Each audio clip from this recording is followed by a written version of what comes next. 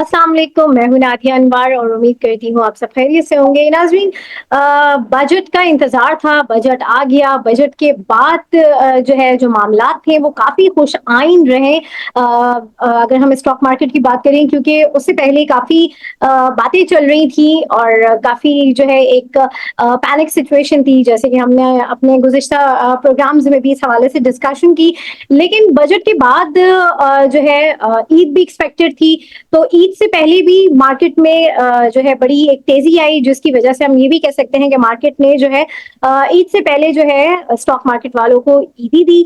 और जो है ईद के बाद भी जो है ये 2 दिन जो हमारे जो वर्किंग डेज थे, इसमें भी हमने देखा कि मार्केट जो है कल काफी तेज थी। और आज भी हमने देखा कि जो है काफी मार्केट जो है 80 जो इंडेक्स था वो 80,000 तक जो है वो एक्सीड कर गया है।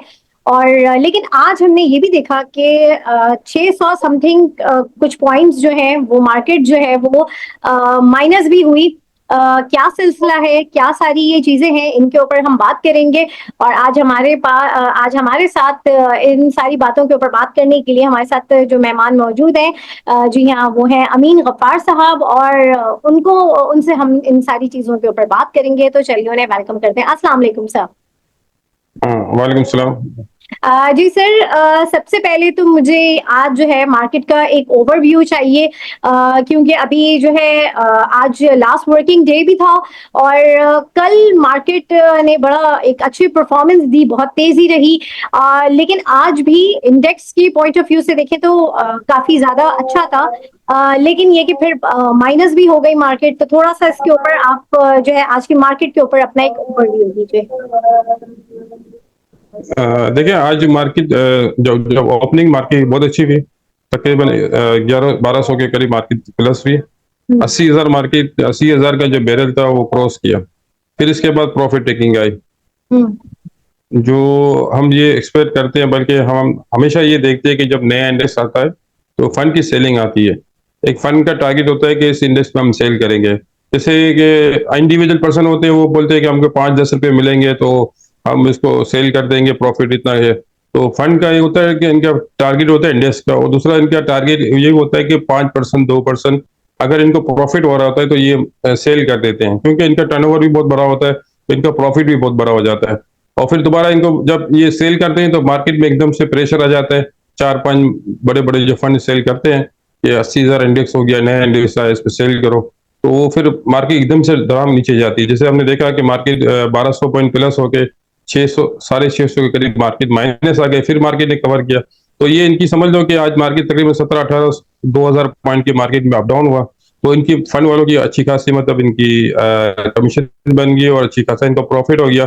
और इंडिविजुअल का इतना ज्यादा प्रॉफिट नहीं हुआ। अगर इंडिविजुअल अगर सेल करके हट गए तो फिर उनका इनके लिए अच्छी मार्केट है, वरना इंडिविजुअल तो इस वक्त मार्केट के अंदर खुश नहीं है, क्योंकि इनको उतना बड़ा चांस नहीं मिलता। जो फंड में होते कुछ मखसूस आइटम है जो इंडेक्स को सपोर्ट कर रही है। हर आइटम जो इंडेक्स को सपोर्ट नहीं कर रही, वही बढ़ रही है, वो आम आदमी के रेंज से बाहर है। तो ये कि अभी जब मार्केट जब पूरी चलेगी तो आम इंडिविजुअल पर्सन को भी मौका मिलेगा। अभी एक इंडिविजुअल पर्सन के लिए मार्केट में बहुत बड़ी गुंजाइश मौजूद है। सही। और अच्छा, आपने, हाँ जी जी जी। जी, हाँ अच्छा, अब मुझे जरा ये बताइए कि जैसे कि अभी हम बात करते हैं म्यूचुअल फंड के हवाले से। तो बजट के बाद जो है म्यूचुअल फंड जो है उसके हवाले से क्या मामलात हैं, क्योंकि जो है अगर वो स्टॉक मार्केट की तरफ वो आ रहा है, क्योंकि उसमें जो है जो थोड़े से टैक्सेस के मामलात हैं वो कम है। और अगर बाहर इस चीज के ऊपर काम हो रहा है तो उसके ऊपर टैक्सेस के मामलात थोड़े ज्यादा हैं। तो इस चीज का कितना बेनिफिट होता हुआ आपको नजर आ रहा है स्टॉक मार्केट में? देखिए, फंड वाले जो इनका जो म्यूचुअल फंड ही बनते हैं स्टॉक मार्केट के लिए।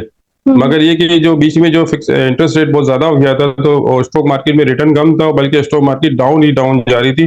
तो फंड वालों ने अपनी इन्वेस्टमेंट सेव करके फिक्स की तरफ चले गए, और फिक्स में इन्वेस्टमेंट की, ताकि अपनी जो इनके फंड, जो इनके जो क्लाइंट होते हैं, इनको प्रॉफिट दे सके डिविडेंड की सूरत में, या और मुख्तलिफ जराए जो सैलरी पे होते हैं, वो इनकी एक लिमिट होती है कि अपनी इन्वेस्टमेंट करते हैं, वो हर महीना हर मंथ खर्चा लेते हैं अपनी, मतलब हाउस अलाउंस, या मतलब इनका जो मंथली जो होता है वो प्रॉफिट लेकर अपना घर का काम चलाते हैं, किचन वगैरह चलाते हैं। तो हम्म। फिर उन लोगों ने अपनी इन्वेस्टमेंट सेव कर ली।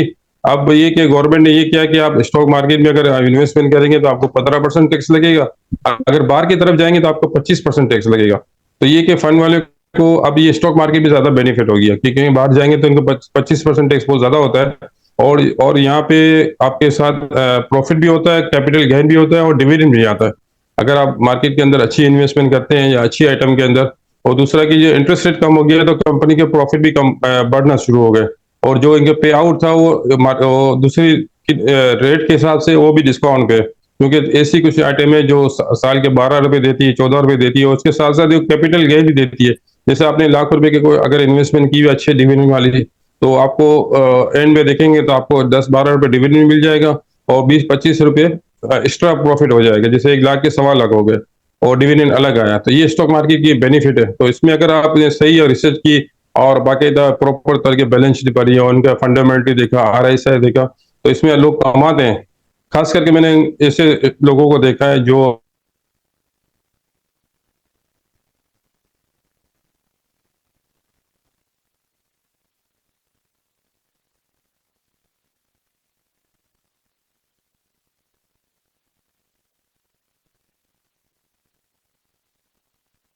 खो जाती है, इनकी लॉस हो जाता है।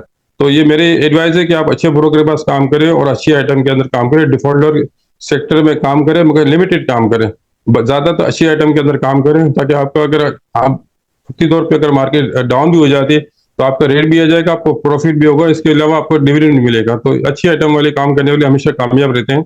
जैसे कि स्टूडेंट को मैं कहता हूँ कि अगर ये स्टूडेंट लाइफ के अंदर इन्वेस्टमेंट करते हैं, ये जब तक ये उनकी मैरिज तक पहुंचते हैं, अपनी शादी तक पहुंचते हैं, तो ये 8-10 साल का जो गैप होता है, यहाँ से इनको बहुत बड़ा चांस मिल जाता है। अच्छा, मतलब कुछ ऐसी आइटम है जिससे फार्मास्यूटिकल में सेक्टर में, ऑटो सेक्टर के अंदर, ऑयल सेक्टर के अंदर ऐसी कुछ आइटम है जो 5-5, 6-6 रेट थे, अब उनके 100 के अंदर चले गए, क्योंकि दोबारा तो रेट आ जाएंगे ऊपर।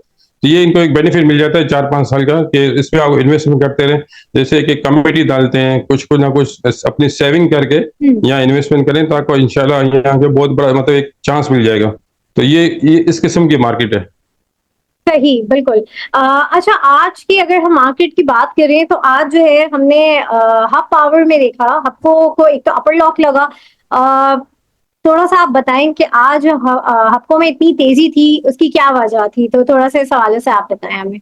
देखिए, आपको तो मार्केट जब डाउन हुई तो आपको की जो मटेरियल इन्फॉर्मेशन आई, तो आपको वहां से ऊपर का अपर केप लग गया और मार्केट को भी संभल गया, क्योंकि जब मार्केट डाउन होती है, किसी आइटम के अंदर अच्छी खबर आती है तो मार्केट को सपोर्ट कर जाती है। आपका होगा कि अभी कि तो इनकी मटेरियल इन्फॉर्मेशन में आया कि गाड़ियों की तरफ जा रहा है, हाइबर गाड़ी ला रहा है, और तो इलेक्ट्रॉनिक कार ला रहा है, तो इसमें एक होगा कि इनका जो अर्निंग बढ़ जाएगी, इसकी सब्सिडी कंपनियां और जाएगी। ये वैसे भी आपको सिर्फ पावर सेक्टर के अंदर नहीं है, मेगा ग्रुप है, तो ये और चीजें भी पाकिस्तान के अंदर ला रहा है, जैसे अभी गाड़ियों का ला के इलेक्ट्रॉनिक कार ला रहा है, तो इस तरह आगे जाके और भी चीजें लाएगा। तो ये शेयर है ना, एक किस्म का ये मतलब बहुत अच्छा इस वक्त काफी डिस्काउंट में मिल रहा है, और बहुत अच्छा आगे इसमें स्कोप है। अगर फर्दर इन्वेस्टमेंट करते हैं तो इंशाल्लाह यहाँ से भी डबल भी रेट्स हो सकता है, और इसका पे आउट भी अलग है।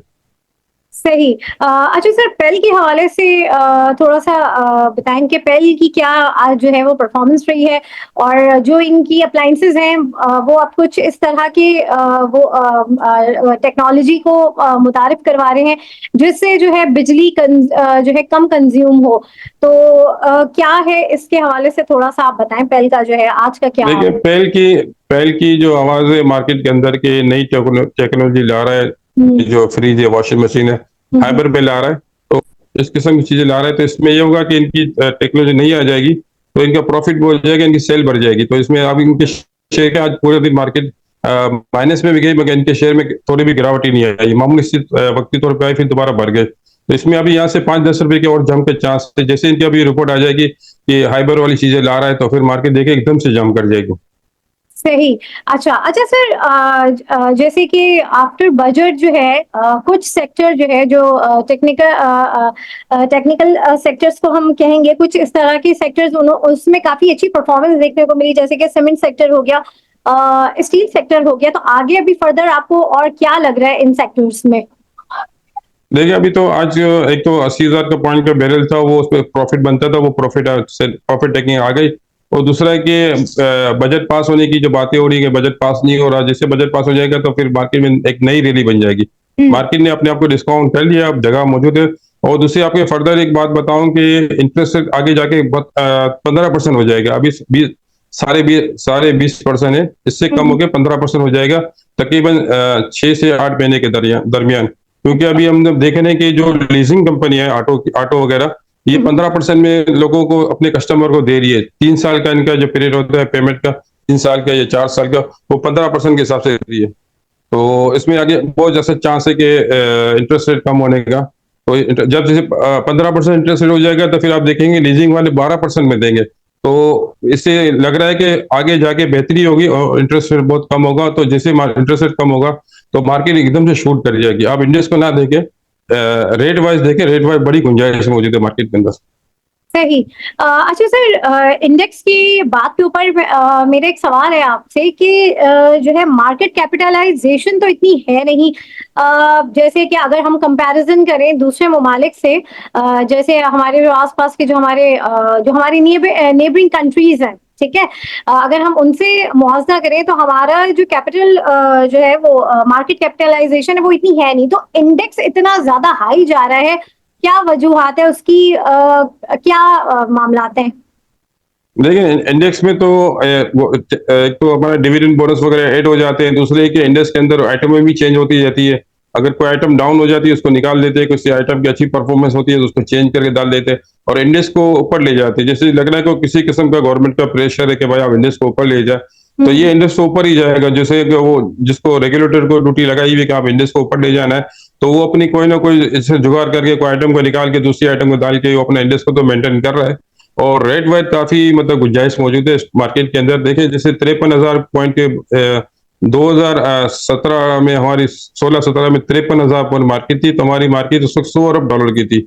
और जब हमारा डॉलर था ₹100, अब डॉलर हमारा $280 और हमारी तकरीबन $30 अरब की मार्केट है। तो अब ये सबने 70 अरब का अभी और $70 अरब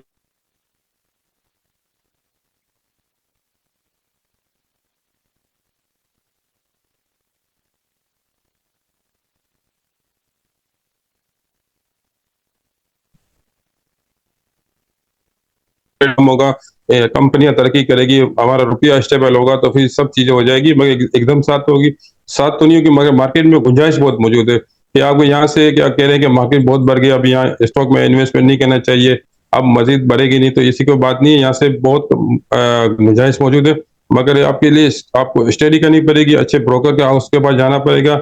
और जो ब्रोकर जो रिसर्च भेजते हैं, जो सुबह सुबह मॉर्निंग रिपोर्ट आती है, उसको पढ़े आप। बल्कि आप जो स्टॉक लेते हैं, अगर आप देखेंगे वो स्टॉक अभी आगे इनकी रिपोर्ट खराब है तो उसको लॉस में बेच के इसमें मूव हो जाए। ऐसा नहीं कि एक स्टॉक ले लिया आप उसी को लेके बैठे हुए हैं वो बढ़ेगा बढ़ेगा, मगर ये कि अगर इसकी रिपोर्ट खराब होती है तो चेंज कर दे आइटम। तो इस तरह अगर आप हरकत करेंगे तो बरकत होगी।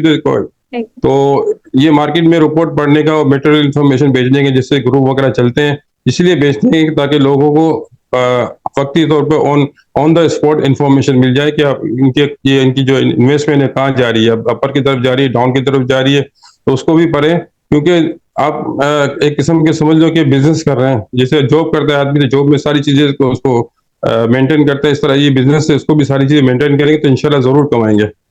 सही। अच्छा सर, अब जरा मुझे ये बताइए कि जैसे कि आपने कहा कि लोग जो है अभी बजट के हवाले से तो काफी था कि सब डरे हुए भी थे कि पता नहीं स्टॉक मार्केट के ऊपर जो है टैक्सेस की भरमार ना हो जाए, लेकिन ऐसा कुछ नहीं हुआ। टैक्सेस ऑल ओवर अगर हम देखें तो बजट एक काफी टफ बजट आया है, लेकिन स्टॉक मार्केट जितना थ्रेड में था स्टॉक मार्केट के ऊपर उस तरह से टैक्सेस नहीं लगे।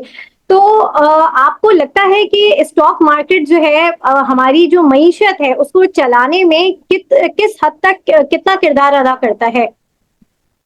देखिए स्टॉक एक्सचेंज तो बुनियादी काम करता है, जिससे स्टॉक मार्केट तेजी होती जाती है।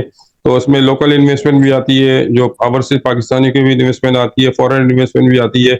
और अदरवाइज ये लोग जो दूसरी चीजों में, गोल्ड में या कमोडिटी मार्केट के अंदर या फिर और कुछ चीजों में इन्वेस्टमेंट करके वहां से निकाल के स्टॉक मार्केट में लगाते हैं।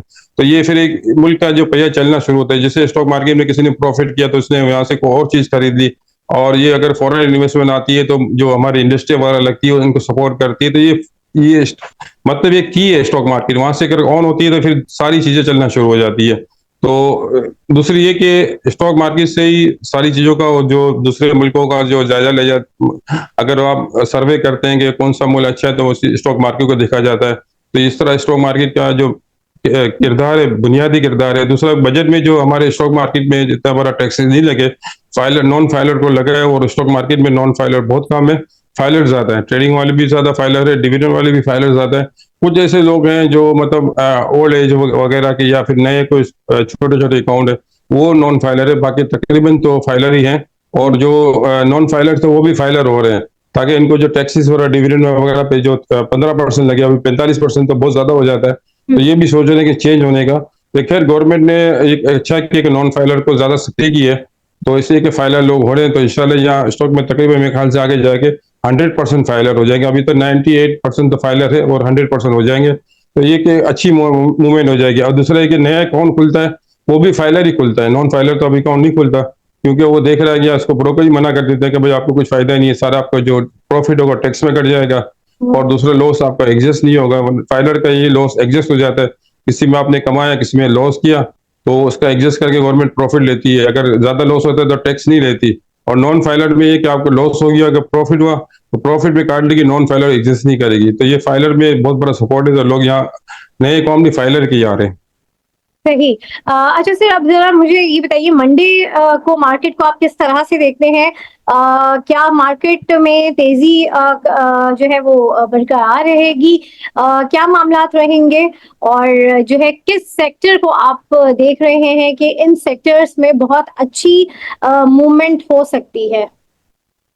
देखा मंडे को तो ये, बल्कि जो लास्ट वीक है, अगला लास्ट वीक है, रोल ओवर वीक कमिंग भी वीक, होगा, जी जी, दूसरा क्लोज। आने वाला हाँ वीक। का आने वाला वीक रोल ओवर वीक होगा, इसमें जो नए कॉन्ट्रैक्ट खत्म होने का होगा। दूसरा, बैंकों की क्लोजिंग है, जून की क्लोजिंग होगी, तो इसको सेटलमेंट करना होगा, ऑडी वगैरह सेटलमेंट होता है। तो काफी बड़े जो बड़े ब्रोकर हाउस है, इन लोगों ने अपने क्लाइंट को कह दिया कि आप 24 तारीख तक अपनी पोजीशन नील कर लें, क्योंकि फिर जुलाई में हम नई पोजीशन ले लें। तो ये कि अगला ये हफ्ता है जो, तो थोड़ा बहुत डिस्टर्ब होगा। अगर नए फर्दर इन्वेस्टमेंट करनी है तो आप थोड़ा वेट करके कर ले, या फिर आपने कोई स्टॉक बेचा है तो आपको डिस्काउंट में मिलता है तो वो खरीद लें। बहरहाल ट्रेडिंग की मार्केट ये नहीं होगी, बहुत खतरनाक मार्केट होगी, इसमें बहुत ज्यादा लॉस हो सकता है। तो एक हफ्ता आराम कर ले, इससे कुछ नहीं होगा। अगर आपके पास इन्वेस्टमेंट है, डिस्काउंट में मिले तो भले खरीदे, वरना फिर ट्रेडिंग ना करें। सही। और फिर किस किन स्टॉक्स को आप ये कहेंगे कि मंडे के हवाले से अगर मैं आपसे पूछूं, तो जो है किन स्टॉक्स को आप कहेंगे कि अगर जो हमारे इन्वेस्टर्स हैं वो अगर काम करना चाहें तो किन स्टॉक्स में वो कर सकते हैं थोड़ी बहुत मूवमेंट के साथ? क्या कहेंगे आप? देखिए, ब्लू चिप्स आइटम में काम करें, जो फ्यूचर कॉन्ट्रैक्ट के अंदर है उसमें थोड़ा एहतियात करें, क्योंकि फ्यूचर कॉन्ट्रैक्ट के अंदर जो सेटलमेंट होता है उसमें बड़ा खतरनाक होता है। फ्यूचर में लोगों की पोजीशन बड़ी खरी होती है। और दूसरा है जो रेडी फ्यूचर के काम करते हैं, उधार में नकद लेकर उधार बेचते हैं महीने का, उनका एक होता है 2%, 4-3% का मार्जिन होता है। तो ये रेडी खड़े होते हैं, मतलब जो भी बायर आता है उनको माल देते जाते हैं, और रेडी में डिस्काउंट में लेते जाते हैं। तो ये थोड़ा हफ्ता थोड़ा बड़ा खतरनाक है। एक और बाकी, अगर फीचर वाले आइटम में काम ना करें, दूसरे आइटम में काम करें, फ्यूचर के अंदर भी बिल्कुल काम ना करें, तो इसमें आपको आगे चांस मिल सकता है। सही सही, ठीक है। बहुत शुक्रिया अमीन गफ्फार साहब आपका। और जो है नाज़रीन, इसी के साथ ही आज के सेशन से मैं आप लोगों से इजाजत लूंगी। आप लोगों से इंशाल्लाह फिर मुलाकात होगी, तब तक के लिए अल्लाह हाफिज। थैंक यू अमीन भाई, अल्लाह हाफिज।